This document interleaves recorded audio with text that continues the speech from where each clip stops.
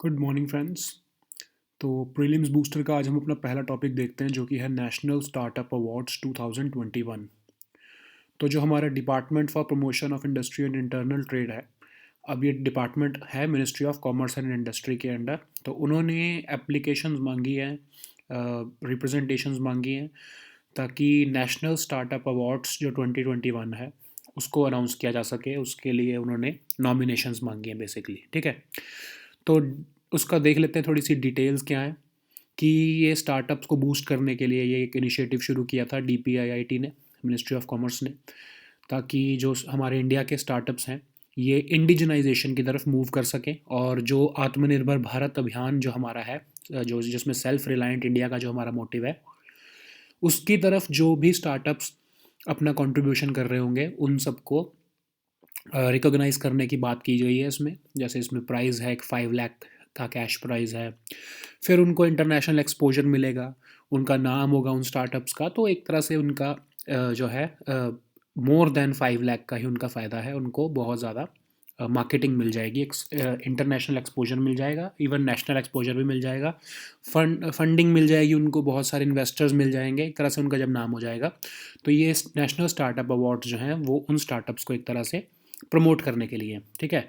तो इस बार जो अवार्ड है, वैसे इन जनरल जो 49 एरियाज़ होते हैं 15 सेक्टर्स के अंदर, जैसे कि एग्रीकल्चर, एनिमल हस्बेंड्री, ये बहुत सारे जो लिखे हैं, ये सारे जो एरियाज़ के अंदर स्टार्टअप्स जो हैं काम कर रहे हैं वो सब क्वालिफाई करते हैं इन अवार्ड्स के लिए। लेकिन इस बार 6 स्पेशल अवार्ड्स भी इंस्टीट्यूट किए जा रहे हैं, जिसके अंदर एजुकेशनल इंस्टीट्यूशंस जिन्होंने रूरल एरिया में कुछ इम्पैक्ट किया है, कुछ स्टार्टअप्स ने, उनको रिकॉग्नाइज़ किया जा रहा है। Women entrepreneurs, import substitution. अब इम्पोर्ट सब्स्टिट्यूशन वर्ड का मतलब क्या हुआ कि समझ लो कि मैं कोई प्रोडक्ट बनाता हूँ ऐसा जो इंडिया जो है पहले नहीं बनाता था, तो इंडिया को हमेशा वो इम्पोर्ट करना पड़ता था। बट मैंने अब वो ऐसा प्रोडक्ट बनाना शुरू किया है कि इंडिया को अब इम्पोर्ट नहीं करना पड़ रहा है। तो इम्पोर्ट जो है हमारा वो सब्स्टिट्यूट हो रहा है इंडिजनाइज्ड प्रोडक्ट की वजह से, ठीक है। तो अगर मैंने कुछ ऐसी इनोवेशन कर दिया कि मुझे अब वो हम जो पहले प्रोडक्ट इंपोर्ट करना पड़ता था हमको, वो इंपोर्ट नहीं करना पड़ रहा, तो वो वाला स्टार्टअप भी जो है वो इसके लिए जो है नॉमिनेट होने के लिए एप्लीकेबल होगा उसके लिए भी। फिर कोविड-19 में किसी स्टार्टअप ने बहुत हेल्प किया हो, या इंडिक लैंग्वेजेस जो हमारी अपनी भाषाएं हैं, जो उसमें अगर स्टार्टअप्स ने कुछ जो कंटेंट डिलीवरी अगर अच्छी की है, तो वो सब भी जो है वो इसके लिए एलिजिबल है। बैकग्राउंड क्या है इसका? डीपीआईआईटी ने फर्स्ट टाइम स्टार्ट किया था 2019 में, एप्लीकेशंस मांगी थी, नॉमिनेशंस मांगी थी। अब ये 2020 में मांग रहे हैं 2021 के लिए, ठीक है। ऑब्वियसली लास्ट जो ईयर होता है उसके एंड में मांगते हैं नेक्स्ट ईयर के लिए अवार्ड्स के को देने के लिए, ठीक है। चलो नेक्स्ट टॉपिक है हमारा standing committee on home affairs. अभी हमने पहले भी कुछ दिन पहले भी इसके बारे में देखा था कि एक स्टैंडिंग कमेटी होम अफेयर्स की उन्होंने गवर्नमेंट को कुछ रिकमेंडेशंस दी थी, जिसमें कहा था कि जो आपका एपिडेमिक डिसीज़ प्रिवेंशन एक्ट है, या एपिडेमिक डिसीज़ एक्ट है, और जो नेशनल डिज़ास्टर मैनेजमेंट एक्ट है, वो इनफ नहीं है डील करने के लिए पेंडेमिक्स लाइक कोविड-19, ठीक है। तो अभी उसी में ही जो है रिपोर्ट जो सबमिट की है राज्यसभा चेयरमैन जो है हमारे वाइस प्रेसिडेंट जी को, तो उनमें कहा है उन्होंने, उस रिपोर्ट में जो है स्टैंडिंग कमेटी ने रिकमेंडेशंस दी हैं कि पब्लिक हेल्थ एक्ट होना चाहिए एक, ठीक है। क्यों ज़रूरत है पब्लिक हेल्थ एक्ट की? क्योंकि हमने देखा है कि कोविड-19 के टाइम पर प्राइवेट हॉस्पिटल्स ने बहुत महंगे बेड्स और जो है मेडिकेशंस और जो ये पूरा इलाज है इसको बहुत महंगा कर दिया था। तो अगर पब्लिक हेल्थ एक्ट होता तो गवर्नमेंट की थोड़ी ओवरसाइट रहती इनके ऊपर और थोड़ा कंट्रोल रख सकती थी गवर्नमेंट, ठीक है। और इसी टाइम पर ये भी देखा गया कि मेडिकल इंश्योरेंस की फैसिलिटी जो थी शुरू में, खासकर शुरू के जो फेज़ था जब पैंडेमिक शुरू हुआ था, तो कोविड-19 अगर किसी को हुआ, चाहे उसकी मेडिकल इंश्योरेंस भी थी, तो जो हॉस्पिटल्स थे वो मेडिकल इंश्योरेंस का क्लेम नहीं लेने दे रहे थे, क्योंकि कोविड-19 was not covered under medical insurance, ठीक है। तो ये सब जो इशू आए हैं, तो इन सबको हैंडल करने के लिए जो है स्टैंडिंग कमेटी ने बोला है कि पब्लिक हेल्थ एक्ट होना चाहिए, ठीक है। और रिकमेंडेशंस क्या दी हैं गवर्नमेंट को? कि ब्लैक मार्केटिंग ऑफ मेडिसिन्स और प्रोडक्ट स्टैंडर्डाइजेशन का हमको जो है वो इंश्योर करना है, मतलब कि अच्छी क्वालिटी का प्रोडक्ट जो है ऑल ओवर इंडिया मिले, और ब्लैक मार्केटिंग जो है मेडिसिन की वो रुके। क्योंकि क्या होता है, प्राइवेट हॉस्पिटल्स में जो मेडिसिन होती है उसके रेट बहुत ज़्यादा एग्जॉर्बिटेंट होते हैं। जो एक तरह से पेशेंट है या जो है वो नहीं बता पाता कि वो जो प्राइस है वो सही लिया जा रहा है, या जो प्रोडक्ट उनको दिया जा रहा है, एक तरह से जो मेडिसिन दी जा रही है वो सही है या नहीं। तो ब्लैक मार्केटिंग ऑफ मेडिसिन रोकने के लिए रिकमेंडेशन दी है।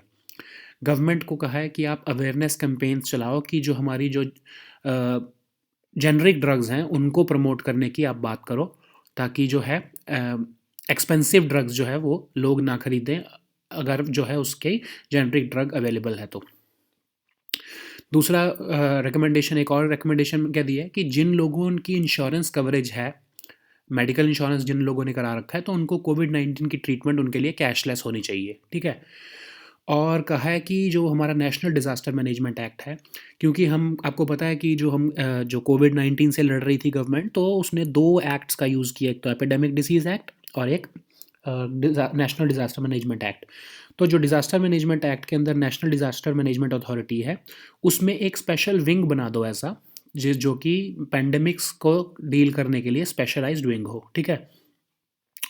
और गवर्नमेंट को कहा है कि आपको जो आपने एमएसएमईज़ वगैरह के लिए जो पैकेज अनाउंस किए हैं, जो कि छोटे दुकानदारों के लिए या छोटे बिजनेस के लिए आपने जो एमएसएमई स्टिमुलस पैकेज जो आपने एक तरह से अनाउंस किए हैं, उसको वो इनफ नहीं है, आपको और इंटरवेंशंस करने की ज़रूरत है और स्कीम्स लाने की ज़रूरत है, ताकि रिकवरी जो है वो ठीक से हो पाए।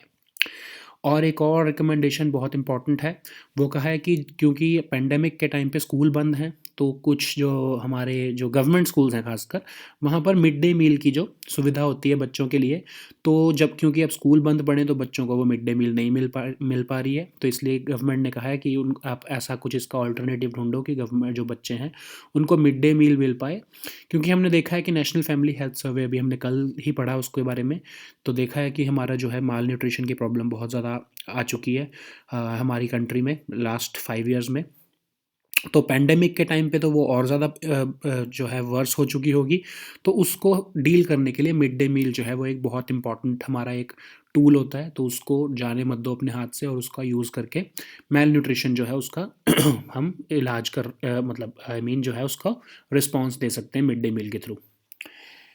नेक्स्ट टॉपिक है हमारा इंसॉल्वेंसी एंड बैंक्रप्सी कोड।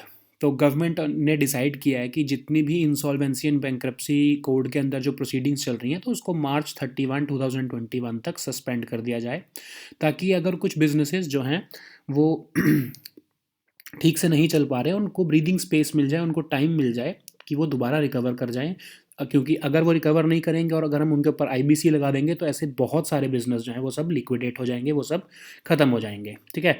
तो गवर्नमेंट ने कहा है कि हम ऐसा करते हैं कि अभी इसको हम थोड़ा सस्पेंड कर देते हैं, कि अभी अगर कोई बिज़नेस नहीं भी चल रहा है ठीक, तो हम उसको लिक्विडेट नहीं करेंगे। तो सिग्निफिकेंस क्या है इंसॉल्वेंसी एंड बैंक्रप्सी कोड का, कि बाकी कंट्रीज़ में, अब साउथ एशिया में आप देखो कि प्रिवेलिंग जो हमारा नॉर्म है, तो मतलब सिर्फ 2.6 ईयर्स में एक कंपनी को बंद करने का टाइम लगता है, लिक्विडेट करने का टाइम लगता है। OECD की जो हाई इनकम कंट्रीज़ हैं, जो खासकर वेस्टर्न कंट्रीज़ हैं, वहाँ पर 1.7 ईयर्स लगते हैं। इंडिया में ये टाइम जो है वो बहुत ज़्यादा है, मतलब ऑलमोस्ट 4.5 साल लग जाते हैं एक कंपनी को लिक्विडेट करने में, जो है इंसॉल्वेंसी करने में। तो लॉन्ग ड्यूरेशन ऑफ इंसॉल्वेंसी जो है वो वर्ल्ड बैंक के ease of doing business report में भी एक रीज़न दिया जाता था कि हमारे इंडिया में बिज़नेस करना अच्छा क्यों नहीं है, क्योंकि यहाँ पर इंसॉल्वेंसी जो है उसमें बहुत टाइम लगता है। तो इंसॉल्वेंसी एंड बैंक्रप्सी कोड थोड़ा सा देख लेते हैं। बेसिकली ये किन लोगों के लिए है, तो दो जो है इंस्टीट्यूशंस के ऊपर ये अप्लाई होता है, एक तो कंपनीज़ के ऊपर और एक इंडिविजुअल्स के ऊपर, ठीक है। तो ये आईबीसी जो है वो बैंक्स के ऊपर अप्लाई नहीं होता है, भैया याद रखना, क्योंकि बहुत से कई बार आपने देखा है कि टेस्ट सीरीज़ में भी हमने भी जान के डाला है पॉइंट, कि पब्लिक सेक्टर बैंक्स या scheduled commercial banks, cooperative banks, ऐसा कुछ डाल देते हैं जान के आपको कंफ्यूज करने के लिए। असल में सिर्फ कंपनीज़ के ऊपर और इंडिविजुअल्स। अब ये कंपनीज़ जो हैं वो कंपनीज़ भी हो सकती हैं, पार्टनरशिप फर्म्स भी हो सकती हैं, ठीक है। तो कंपनीज़ के अंदर और इंडिविजुअल्स के ऊपर ही लगता है ये इंसॉल्वेंसी एंड बैंक्रप्सी कोड। इसका मोटिव ये होता है कि 180 डे पीरियड के अंदर जो है हम जो इंसॉल्वेंसी की प्रोसीडिंग्स को ख़त्म कर दें, ठीक है। अब ये इम्यूनिटी देता है डेटर्स को from resolution claims of creditors. अब क्रेडिटर्स और डेटर्स जिसको नहीं पता उसको बता देते हैं। डेटर, अब अगर आपने कार का लोन लिया है, ठीक है, बैंक से, तो बैंक आपका क्रेडिटर है, एक तरह से लेनदार है, क्योंकि उसने आपसे पैसा लेना है, और आप उसके देनदार हो, आपको उसको पैसा देना है। तो जो आप हो वो डेटर हो और जो बैंक है वो क्रेडिटर है। तो अगर कोई कंपनी बर्बाद हो रही है, वो एक तरह से इंसॉल्वेंसी की तरफ मूव कर रही है, तो जो उसके जो लेनदार हैं वो उसके पीछे पड़ जाएंगे कि हमको पैसा दो, पैसा दो, पैसा दो। तो जो देनदार है, जो कंपनी के मतलब मालिक हैं, उनको इम्यूनिटी देते हैं ये आईबीसी की, जब तक ये इंसॉल्वेंसी ख़त्म नहीं होती। तो जो क्रेडिटर्स हैं उनके ऊपर केस करके उनको अरेस्ट ना करा सके, उनके ऊपर कोई प्रोसीडिंग्स ना चला सके, ठीक है। फिर जो है जो इंसॉल्वेंसी एंड बैंक्रप्सी कोड जो है वो बहुत सारे ऐसे लेजिस्लेशंस थे, जैसे आपको बता दूं सरफाइसी एक्ट था, फिर सिक इंडस्ट्रियल यूनिट्स एक्ट था। ऐसे बहुत सारे एक्ट्स हैं, उन सब में से जो रेलेवेंट प्रोविजंस थे इंसॉल्वेंसी को के, उन सबको क्लब करके हमने इंसॉल्वेंसी एंड बैंक्रप्सी कोड बनाया था, ठीक है। तो ये बहुत सारे कंसोलिडेट करता है बहुत सारे एक्ट्स के जो प्रोविजंस हैं इंसॉल्वेंसी से रिलेटेड, उन सबको मर्ज करके इंसॉल्वेंसी एंड बैंक्रप्सी कोड बनाया गया है। तो कंपनीज़ को डील करने के लिए, मतलब कंपनीज़ जो कि अनलिमिटेड लाइबिलिटी हो सकती है जिसमें, या फिर लिमिटेड लाइबिलिटी एंटिटीज़ हो सकती हैं, उनको डील करने के लिए एनसीएलटी है, नेशनल कंपनी लॉ ट्रिब्यूनल बनाया गया है। और जो इंडिविजुअल्स और पार्टनरशिप फर्म्स की अगर इंसॉल्वेंसी करनी है तो उनके लिए डेट रिकवरी ट्रिब्यूनल बनाया गया है। जो insolvency and bankruptcy code of India एक ऐसा जो है एपेक्स बॉडी बनाई गई है, ताकि जो आईबीसी जो है हमारा इंसॉल्वेंसी एंड बैंक्रप्सी कोड है, उसको इम्प्लीमेंट करने में ट्रांसपेरेंसी हो सके, और उसकी एडमिनिस्ट्रेशन के और उसकी गवर्नेंस के लिए हम ट्रांसपेरेंट वे में कैसे फंक्शन कर सकते हैं उसके ऊपर डिसीजन लेता है ये बोर्ड, ठीक है। इस बोर्ड के अंदर 10 members from ministry of finance, law and RBI, ठीक है। चलो नेक्स्ट टॉपिक देखते हैं, हमारा है सुपर हॉर्नेट जेट। तो बोइंग, जो आपने सुना है, बोइंग एक कंपनी है यूएस की जो डिफेंस की जो है सामान बनाती है, खासकर जो है एयरक्राफ्ट्स बनाते हैं। तो उन्होंने डिमॉन्स्ट्रेशन करके दिखाया कि इंडिया के जो इंडियन नेवी के जो एयरक्राफ्ट कैरियर्स हैं उसके लिए बहुत अच्छा है ये FA-18 super hornet fighter jets जो हैं वो बहुत ज़्यादा कंपैटिबल हैं। तो उनको एक तरह से उन्होंने डिमॉन्स्ट्रेशन करके दिखाया कि इंडियन नेवी को ये जो एयरक्राफ्ट कैरियर्स, इंडियन नेवी को जो फाइटर जेट्स हैं ये यूज़ करने चाहिए, ठीक है।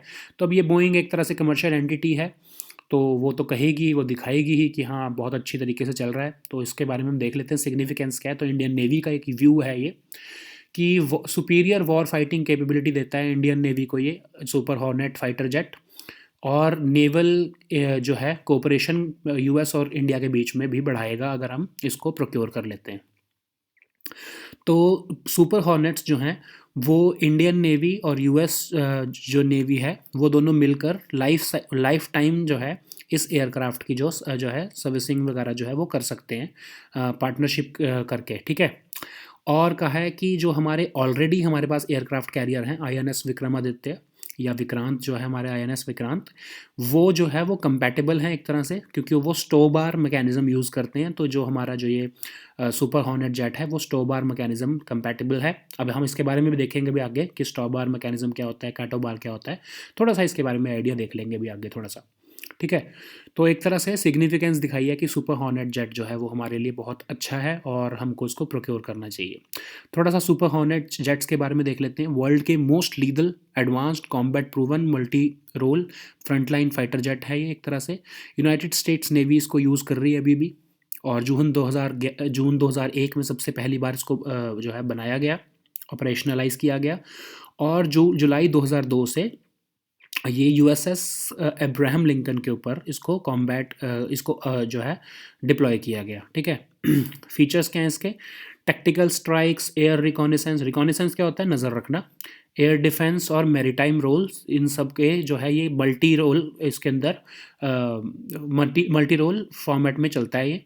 तो lowest cost per flight hour आती है इसकी, मतलब कि सबसे सस्ता पड़ता है इसको चलाना पर आर के हिसाब से, पर फ्लाइट आर के हिसाब से, ठीक है।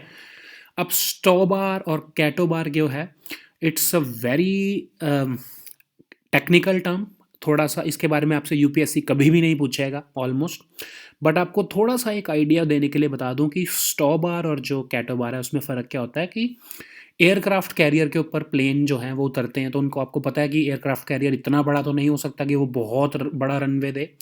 तो छोटे से एरिया में उतरने के लिए जो है वो short take off but arrested recovery और short take off barrier arrested recovery, मतलब कि एक एयरक्राफ्ट कैरियर से प्लेन उड़ेगा तो उसको बहुत ही छोटे ही जो है वो टेक ऑफ के लिए जगह चाहिए, मतलब कि बहुत ही थोड़ा सा वो एरिया कवर करके टेक ऑफ कर जाएगा, ठीक है। तो स्टॉ बार जो है वो शॉर्ट टेक ऑफ एरिया, उसको शॉर्ट टेक ऑफ के लिए एरिया चाहिए होता है। और जो है कैटो बार, दोनों में ये क्या होता है कि कैटापुल्ट बेस्ड लॉन्च सिस्टम है दोनों ही, ठीक है। कैटापुल्ट क्या होता है आपको पता है, गुलेल कहते हैं जिसको हम, कि पीछे से धक्का एक तरह से आता है और वो उड़ जाता है, ठीक है। अब स्टो बार और कैटो बार में सिर्फ इतना फ़र्क है कि स्टो बार जो है उसमें लाइट एयरक्राफ्ट उस मैकेनिज्म में सिर्फ लाइट एयरक्राफ्ट उड़ सकते हैं, लेकिन जो कैटो बार है उसमें हाई हैवी वेट जो है, हैवी वेट और लाइट वेट प्लेन्स दोनों उड़ सकते हैं। और मोस्टली जो कैटो बार कैरियर्स हैं वो न्यूक्लियर पावर्ड होते हैं, ठीक है।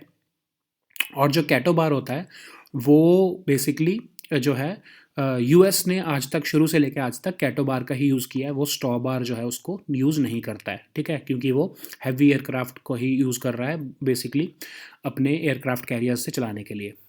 तो अगर आपको ये नहीं भी खास समझ आ रहा है तो it's okay, it's not important for your UPSC exam, बस थोड़ा सा पता होना चाहिए कि ये किससे रिलेटेड है, खासकर ये हमारे जो जेट्स जो हमारे एयरक्राफ्ट कैरियर से उड़ते हैं उसके लिए ये रिलेटेड है। ये टर्म वैसे आपको यूपीएससी कभी भी नहीं पूछने वाला है, ठीक है, बिकॉज इट्स टू मतलब कि ये जनरल स्टडीज़ में आपके लिए इंपॉर्टेंट नहीं है, ये बहुत ज़्यादा डिटेलिंग में हो जाता है। तो बट आपको मैंने सिर्फ एक आइडिया देने के लिए, क्योंकि इसमें टर्म यूज़ की गई है स्टॉ बार मैकेनिज्म, तो इसलिए सिर्फ थोड़ा सा आपको बताया है। इसको आप थोड़ा सा पढ़ोगे तो आपको एक बेसिक आइडिया हो जाएगा, ठीक है। अब 5G एक बहुत इंपॉर्टेंट टॉपिक है, वो हमेशा हमारे न्यूज़ में चलता रहता है। तो हम देख लेते हैं अभी एक 5G फ्यूचर नाउ जो है CMR क्या है, साइबर मीडिया रिसर्च जो है उन्होंने है एक रिपोर्ट दी है और उन्होंने कहा है कि जो इंडिया में जितने भी स्मार्टफोन यूज़र्स हैं उसमें मेजॉरिटी 1 in top 3 जो है यूज़र्स, स्मार्टफोन यूज़र्स, वो कहते हैं कि 5G रेडीनेस जो है वो उनके लिए बहुत मैटर करती है जब भी वो एक स्मार्टफोन को परचेज़ करना चाहते हैं, ठीक है। अब 5G टेक्नोलॉजी क्या है कि बहुत ज़्यादा हाई स्पीड, आपको पता है, ठीक है, design for much lower latency. Latency क्या होता है, डिले, बहुत कम डिले हो उसमें और बहुत ज़्यादा फ्लेक्सिबिलिटी देता है वो LTE और आपकी 4G टेक्नोलॉजी से, ठीक है। अब इसमें स्पीड्स जो हैं वो 100 GB/सेकेंड की स्पीड आएगी। अगर 4G में 1 GB की स्पीड आती है, 1 GB/सेकेंड की, जो 5G की स्पीड है वो 100 GB/सेकेंड की स्पीड तक जा सकती है। और लेटेंसी जो है इसमें सिर्फ 1 मिली सेकेंड की है, ठीक है। 4G में जो है 4G के मुकाबले अगर आप देखो 5G जो है वो एक पूरी वीडियो फिल्म को सिर्फ 1 सेकंड में डाउनलोड कर सकता है। बहुत ब्रॉड रेंज ऑफ फ्रीक्वेंसीज में वर्क कर लेता है 5G, और डेटा जो है वो इसमें 100 टाइम्स जो है फास्टर मूव करेगा। जैसे मैंने आपको बताया कि 4G की जो मैक्सिमम एक तरह से स्पीड होती है वो 1 GB/सेकेंड है, तो इसकी 5G की स्पीड जो है वो मैक्सिमम 100 GB/सेकेंड होगी। और मशीन टू मशीन हमारी कम्युनिकेशन के लिए बहुत हेल्पफुल है 5G टेक्नोलॉजी। आपको पता है जैसे मशीन टू मशीन कम्युनिकेशन कैसे होती है, कि एक तरह से सबसे बेस्ट एग्जांपल है इसका सेल्फ ड्राइविंग कार्स की, मतलब आपकी आर्टिफिशियल इंटेलिजेंस का यूज़ करके अगर इंटरनेट बहुत फास्ट है तो दो इक्विपमेंट आपस में कैसे इन्फॉर्मेशन एक्सचेंज करेंगी, वो तभी एक्सचेंज कर पाएंगी अगर इंटरनेट की कनेक्टिविटी उन दोनों में आपस में बहुत हाई स्पीड पर है, ठीक है। अगर एक कार को आप सोच लो, कार चल रही है, एकदम से आगे अगर कोई आ जाता है सेल्फ ड्रिवन कार में, तो उसके लिए बहुत हाई स्पीड इंटरनेट चाहिए उसको कोऑर्डिनेट करने के लिए कि वो सामने क्या चीज़ आई है, कि उसको रुकना है या नहीं रुकना है। तो उसके लिए बहुत हाई स्पीड की ज़रूरत है। वो 4G जो है उसके थ्रू हम सेल्फ ड्राइविंग कार्स को नहीं चला सकते, ठीक है। 5G जो है वो रेवोल्यूशनाइज कर देगा हमारी पूरी मशीन जो है एक तरह से इंटरनेट ऑफ थिंग्स को, और हमारी पूरी डिजिटल इकोनॉमी को जो है वो 5G जो है वो रेवोल्यूशनाइज कर देगा आने वाले टाइम में, ठीक है। तो ये हमारे आज के टॉपिक्स थे, इसके ऊपर आप MCQs कर लेना। जो हमारे एडिटोरियल्स हैं इस बार, जो पहला एडिटोरियल है Europe as partner in Indo Pacific. तो जो पॉलिटिकल साइंस ऑप्शनल के स्टूडेंट्स हैं उनको पता होगा कि एक सी राजमोहन जी हैं, उन्होंने ये आर्टिकल लिखा है, तो इसको आप ज़रूर पढ़ लेना। It's a very important article. और अगर नहीं भी सुना है आपने नाम, फिर भी इसको पढ़ लेना, बिकॉज ये जो सी राजमोहन जो है वो इंडियन एक्सप्रेस में लिखते हैं और बहुत अच्छे आर्टिकल्स लिखते हैं, तो इनके आप आर्टिकल्स को कभी मिस मत करना। ये आपके इंटरनेशनल रिलेशंस के टॉपिक को हफ्ते में एक बार उनका आर्टिकल आता है, लेकिन बहुत अच्छा आर्टिकल आता है। उसको चाहे आप पॉलिटिकल साइंस ऑप्शनल के स्टूडेंट हो या नहीं हो, आप अगर जनरल स्टडीज़ भी पढ़ रहे हो, फिर भी आप इसको पढ़ोगे तो आपको आईआर में बहुत अच्छा हेल्प मिलेगा। ठीक है, तो ये आप हमारे आज के एडिटोरियल्स पढ़ लेना। We'll meet next time with new topics. Until then, goodbye and take care.